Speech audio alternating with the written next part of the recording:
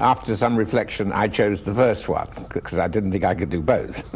And that's how I started in molecular biology. What if we told you that some of the greatest minds in history held a dark secret? Imagine a world where brilliant minds are clouded by addiction. Today, we're diving into the shocking lives of 10 of the most brilliant yet deeply troubled scientists in history. Welcome to the top 10 worst drug-addicted scientists in world history. And this means legally dead when you are 70. Number 10. Francis Crick. One half of the iconic Watson and Crick duo, Francis Crick holds a place in history for discovering the double helix structure of DNA in 1953. But what you might not know is that he reportedly had a secret weapon in his quest for scientific breakthroughs: LSD. It all started nearly 50 years ago when Crick and his brilliant partner, James Watson, celebrated their groundbreaking discovery at a legendary pub in Cambridge. However, the real revelation came later, when Crick confessed to a fellow scientist that he often used small doses of LSD, an experimental drug used in psychotherapy, to enhance his cognitive powers. In his own words, it was LSD, not the Eagle Pub's warm beer, that helped him unlock the secrets of DNA structure and eventually earned him the Nobel Prize. But Crick's story doesn't end there. Despite his establishment image, he was a fervent follower of novelist Aldous Huxley, particularly his accounts of experiments with LSD and mescaline in The Doors of Perception and Heaven and Hell. These writings became cult texts for the hippies of the 60s and 70s. In the late 60s, Crick even co-founded SOMA, a group advocating for the legalization of cannabis, named after the drug in Huxley's novel Brave New World. He boldly added his name to a famous letter to the Times in 1967, advocating for a reform in drug laws. Crick's involvement with the counterculture didn't stop there. He inadvertently became the inspiration for one of the largest LSD manufacturing conspiracies ever seen, the multi-million-pound drug factory in a remote farmhouse in Wales. Operation Julie raids in the late 70s uncovered this massive operation. Crick's fleeting but crucial connection was through freewheeling American writer David Solomon, a friend of LSD guru Timothy Leary. Leary had come to Britain in 1967 on a mission to discover a method for manufacturing pure THC, the active ingredient of cannabis. Crick's presence in Solomon's social circle attracted a brilliant young biochemist, Richard Kemp. Kemp soon became a convert to the attractions of both cannabis and LSD. He joined the THC Project in 1968 and later devised the world's first foolproof method for producing cheap, pure LSD. Solomon and Kemp went into business, manufacturing acid in various rented houses before setting up a laboratory in a cottage near Tregaron, Carmarthenshire, in 1973. Kemp's organization was estimated to be worth £2.5 million, a staggering amount in the 70s. But their journey took a dark turn when police stormed their buildings in 1977, seizing enough pure LSD and its constituent chemicals to make 2 million LSD tabs. The arrest and conviction of Solomon, Kemp, and their co-conspirators dominated headlines for months. Despite their success, they weren't motivated by money. Kemp and his girlfriend, Christine Bott, who was by then in jail, were hippie idealists who gave away thousands to causes such as the Glastonbury Pop Festival and the drugs charity Release. Their philosophy was rooted in the belief that industrial society would collapse when the oil ran out, and the answer was to change people's mindsets using acid.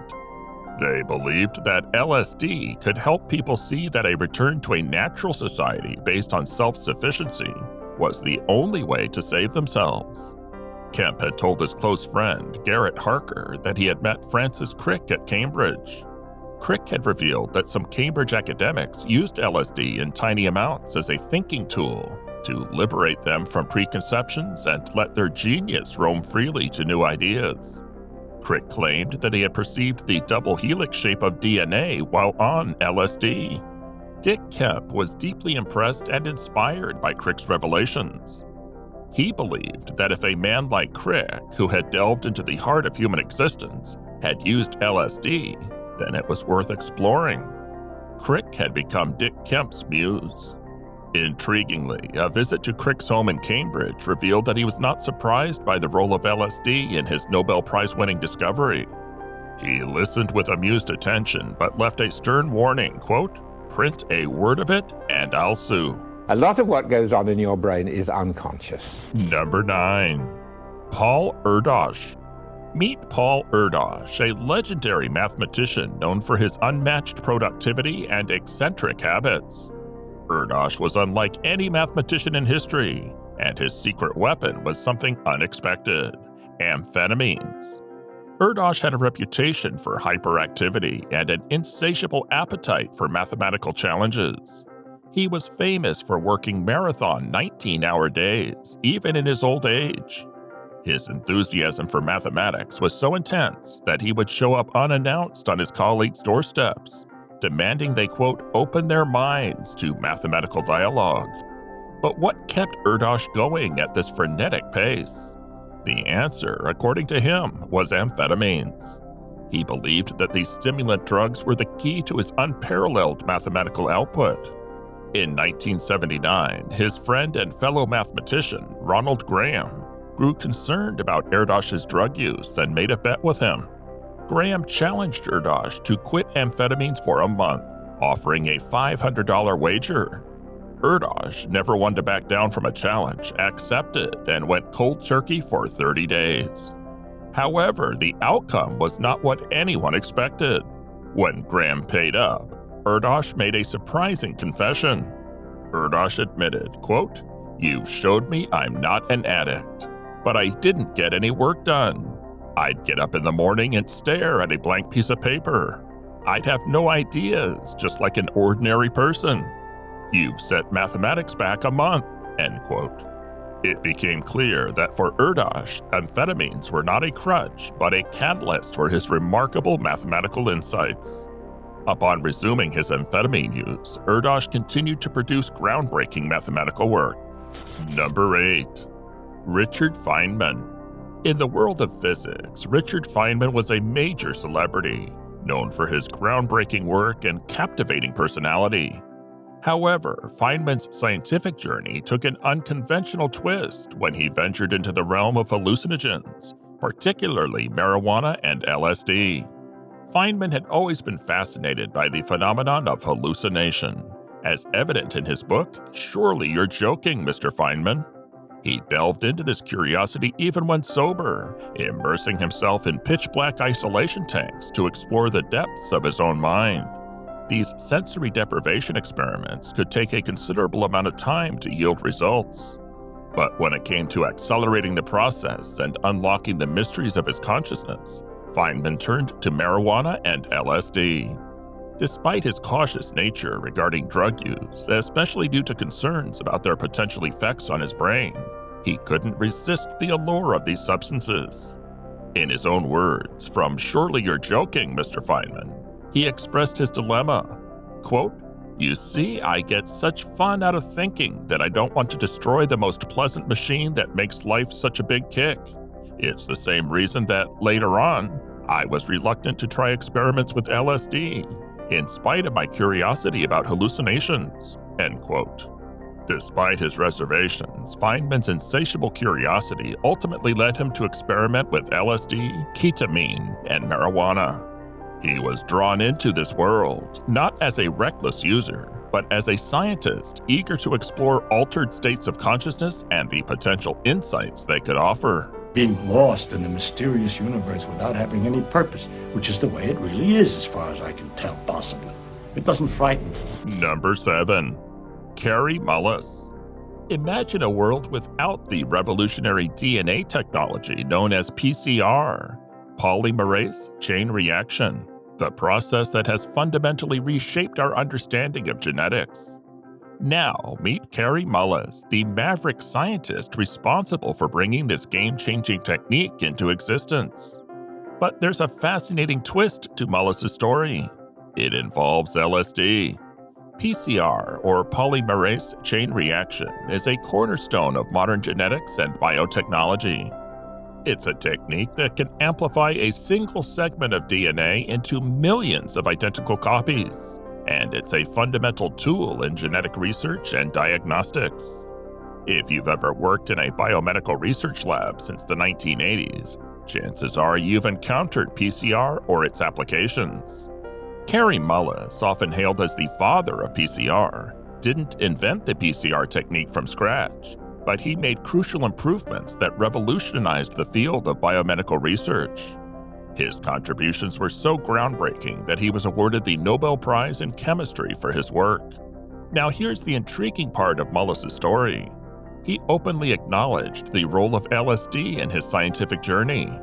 In a September 1994 interview with California Monthly, Mullis made a bold statement. He admitted to, quote, taking plenty of LSD, end quote, during the 60s and 70s. And he went further, declaring that his mind-opening experiments with psychedelics were, quote, much more important than any course I ever took, end quote. In a BBC documentary titled Psychedelic Science, Mullis contemplated the relationship between his psychedelic experiences and his scientific achievements.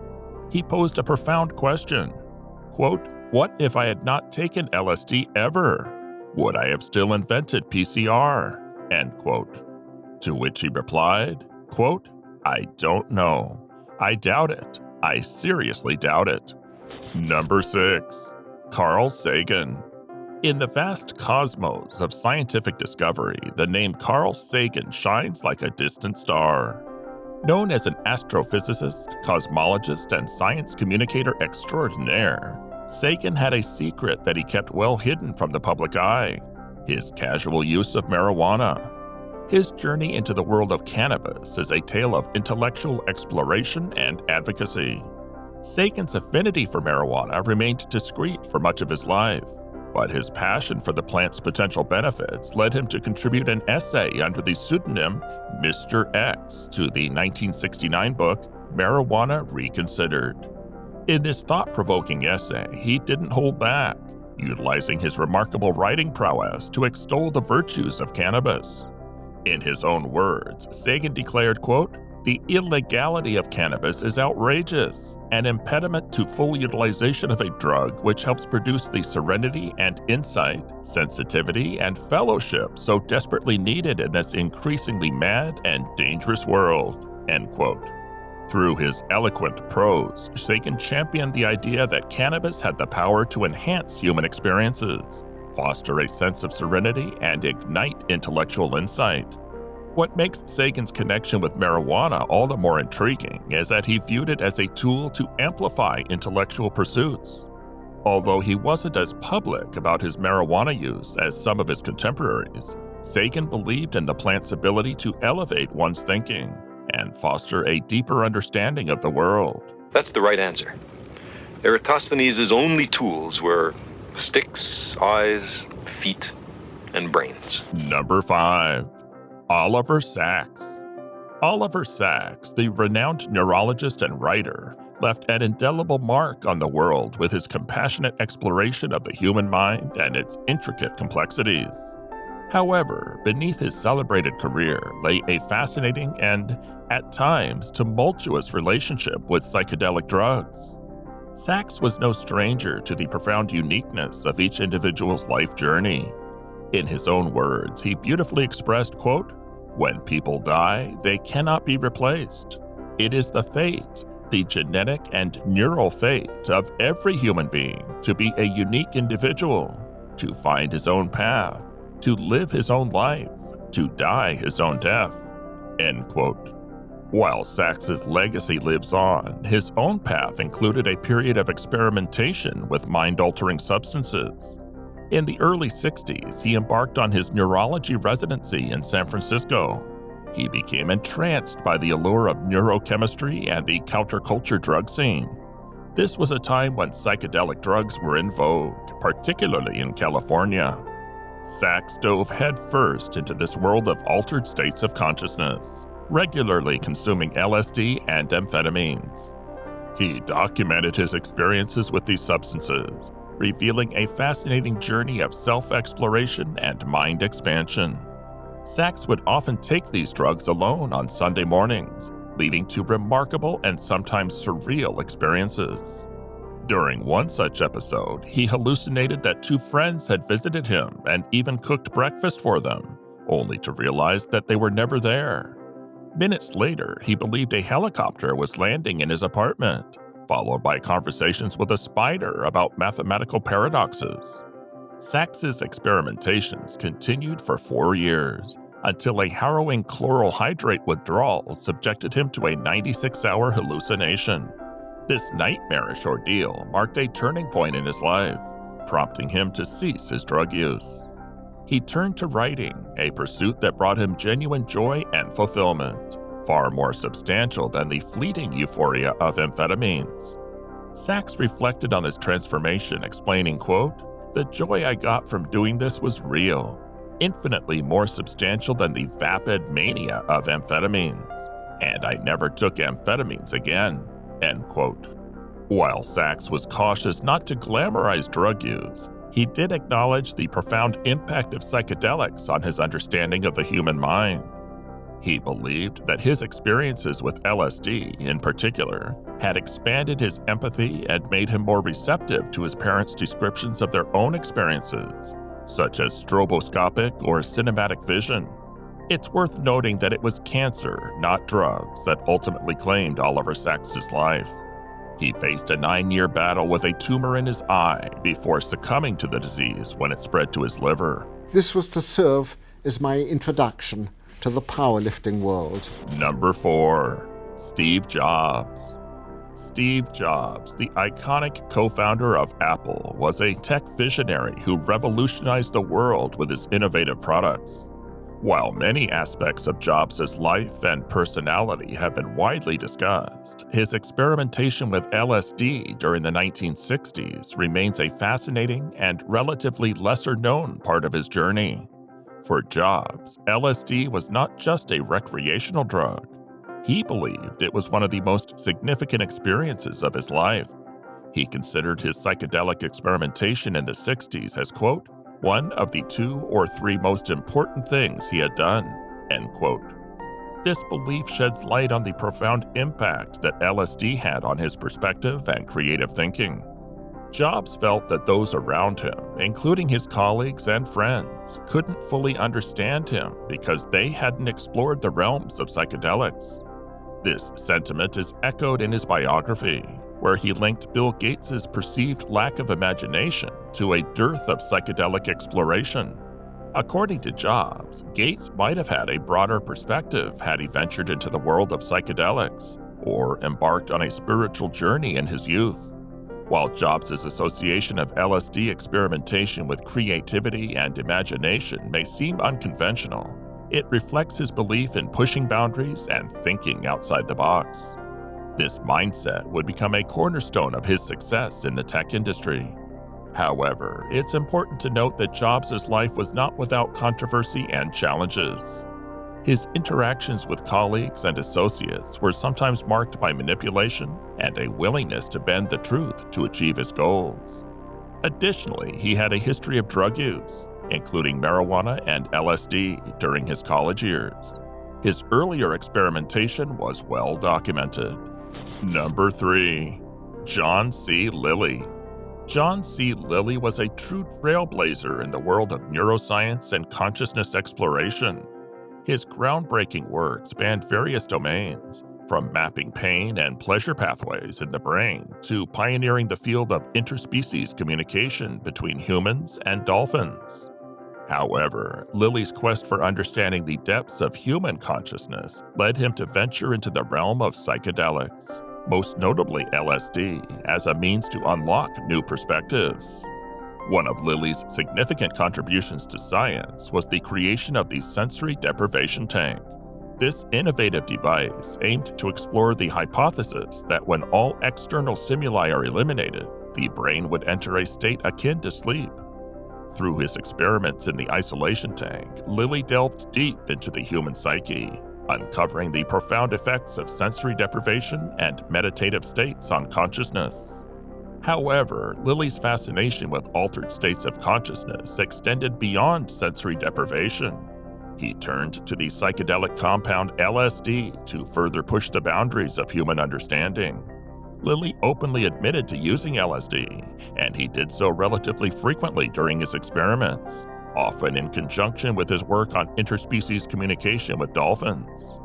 It's worth noting that Lilly claimed to have limited his use of LSD and other substances to periods before their illegalization, a claim that might raise eyebrows. Regardless of the timing, his experiences with hallucinogens were undeniably intertwined with his scientific pursuits, and he believed these substances played a vital role in expanding his consciousness and understanding. Lilly's work bridged the gap between traditional science and unconventional exploration. His experiments with interspecies communication, sensory deprivation, and psychedelics all converged to form a unique and holistic approach to understanding the human mind. It goes all the way from strong food, drugs, chemicals, and so on. Number 2. Sigmund Freud. Sigmund Freud, the pioneer of psychoanalysis and a prominent figure in psychology, had a complex relationship with cocaine that left an indelible mark on his life and work. Freud's fascination with cocaine began as an attempt to self-medicate. He used small doses to alleviate his indigestion and depression. In fact, he even penned an essay titled Über Coca, in which he extolled the virtues of cocaine and hoped to establish it as a therapeutic wonder drug, alongside morphine and others commonly used at the time. For Freud, cocaine held a dual appeal. It not only seemed to alleviate his physical discomfort, but also had a profound impact on his mental state. He found that cocaine made him talk endlessly about memories and experiences he had previously kept hidden. It seemed to unlock his thoughts and emotions, leading him to believe that it had therapeutic potential. Freud's advocacy for cocaine extended beyond personal use. He genuinely believed in its wide-ranging applications and wrote to his fiancée Martha about his hopes for the drug's therapeutic future. He took small, regular doses to combat depression and indigestion, which he claimed yielded brilliant results. In 1884, Freud published Über Coca, a review that further solidified his support for cocaine. Intriguingly, this paper was one of the earliest to propose the concept of drug substitution as a treatment for addiction, even though modern knowledge has revealed the counterproductive nature of this approach. The idea of substitution therapy, however, has persisted through the years. Number 1. Thomas Edison. Thomas Edison, the iconic American inventor, is best known for his numerous patents and groundbreaking innovations, including the light bulb, phonograph, and components of early motion picture devices. What's intriguing is that behind Edison's remarkable productivity and creative output, there's a connection to a rather surprising source: cocaine, albeit in a unique form. His staggering 1,093 patents stand as a testament to Edison's inventive prowess and ability to solve problems. His ability to continuously generate revolutionary ideas and inventions is legendary. To maintain such a prolific career, Edison turned to a substance called Vin Mariani, a Bordeaux wine infused with cocoa leaves. Yes, you heard that correctly, cocaine-laced wine. In 1863, French chemist Angelo Mariani created Vin Mariani, which combined the rich flavors of Bordeaux with the stimulant property of coca leaves, the primary source of cocaine. This elixir boasted an ethanol content capable of extracting cocaine from the coca leaves, resulting in a wine with concentrations exceeding 7 milligrams of cocaine per fluid ounce. Edison's drug addiction to Vin Mariani was well known among his associates. He was reportedly fond of the elixir, claiming it gave him a boost of energy and mental clarity that enabled him to stay up for extended periods of time. But Edison's addiction to Vin Mariani was a source of embarrassment for those around him. Though Edison praised the effects of the elixir, his associates were concerned about his health and the potential implications of his addiction. For Edison, who was notorious for his chronic insomnia and was said to sleep only 4 hours a night, Vin Mariani offered a unique solution. It's plausible that this cocaine-infused wine played a role in his sleep-deprived but immensely productive lifestyle. Thomas Edison, the prolific American inventor and notorious insomniac, was one of many people of the period known to regularly consume the cocaine-laced elixir. Isn't this a nice day for your birthday? Yeah, that's good. Fire! So there you have it, friends, the 10 scientists who battled their inner demons on their quest for knowledge. It's a reminder that even the brightest minds are not immune to the temptations of the human experience. If you enjoyed this video, don't forget to give it a thumbs up and share it with your friends. Also, let us know in the comments below which scientist's story surprised you the most.